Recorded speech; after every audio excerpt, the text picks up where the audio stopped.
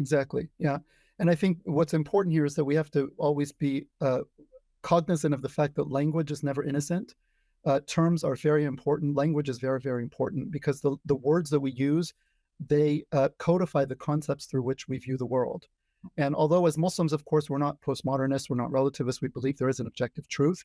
And we believe that Allah has revealed a great deal of that truth to us in the Quran and the Sunnah, at least what is relevant for us in our lives and our understanding of the universe.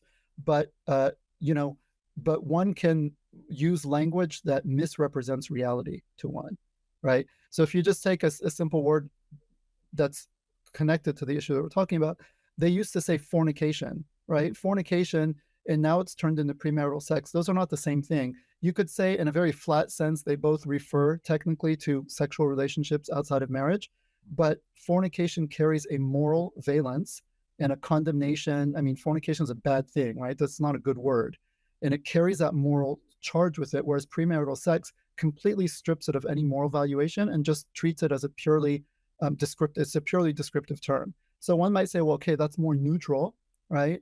But the question is, when you're dealing with such central aspects of life, there is no moral neutrality, right? If you were to talk about, I don't know, some issue like racism, right? And you were to tell people, oh, get rid of that moral opprobrium, just be objective and just talk about it in objective terms. People say, no, this is wrong. Like, we should speak about it in terms. We would bristle at a claim like all lives matter for exactly that reason, because even if it seems neutral, it actually is taking a moral stance. There is no ground in which you can take no moral stance. I think exactly right. I mean, when issues are inherently moral, which we would, affirm along with the rest of humanity, that sexuality is something that is deeply, at the center of the moral life.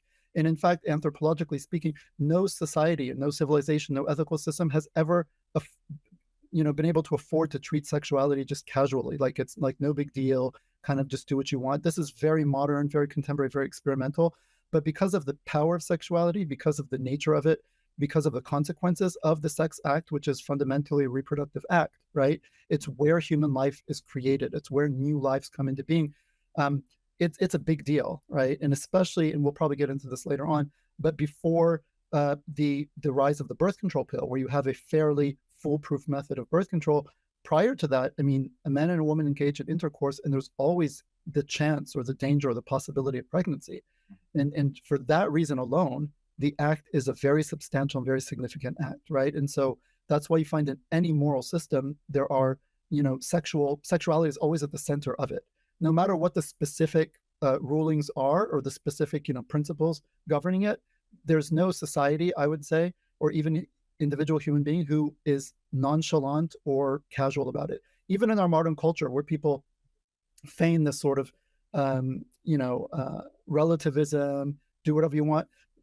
Nevertheless, there are still certain boundaries, there are still certain conceptions that relate to sexuality and sexual behavior, including like, LGBT, like people are very committed to that paradigm. And if you disagree with the paradigm, people feel very strongly, they're not like, oh, well, okay, we'll just agree to disagree. People get really viscerally angry. Yeah. Like, you reject this, it's a big deal. Why? Because sex is a big deal, right? It just is. And there's no getting out of that. It's like, all these other life issues like abortion and euthanasia and all these kinds of issues. These are issues that are central to human life per se, right? Again, how life, starts, how it ends, in what context human lives come about, right? There's hardly anything more central to our kind of personal and collective moral lives than these kinds of issues. Right? Yeah, and that's really, really significant, because what you're saying is that rather than framing it as, why are you Muslims trying to regulate sex? Our point is that everybody regulates sex. Absolutely. That this is not an issue of to regulate or not to regulate, because especially, in the United States, we have that kind of rebellious bone where, don't tell me what to do. I don't want to be regulated. Leave me alone to do my own thing. But it's kind of a false, it's a false characterization of the issue, because in fact, everybody regulates sex in some way. Mm-hmm. And very, very significant so as you were saying, it's not a question of yes or no to regulate or not to regulate. It's a question of, what are the principles that are organizing that regulation, right? What criteria are we going to say that this is right and this is wrong? Right. And that's an extremely important intervention, because Now you actually get to talk about principles, and you'll find that Islamic principles, and we'll get into this in a second, I think, that the Islamic principles for regulating sex and sexuality and sexual behavior is very coherent, Mhm. is very grounded, and also very pragmatic and realistic. Mhm. Whereas if you really push the other side, if you push the LGBTQ lobby, or whatever sort of coming down the pipeline Or next, just modern post-sexual revolution, yes, so because the LGBT also exists within a larger context, right? It would be unthinkable without the sexual revolution itself. Yeah, excellent. it's a We'll much need to broader. explore that history, yes, definitely, in just a second. But the principles that underline that are much more fluid and much more slippery and much less coherent.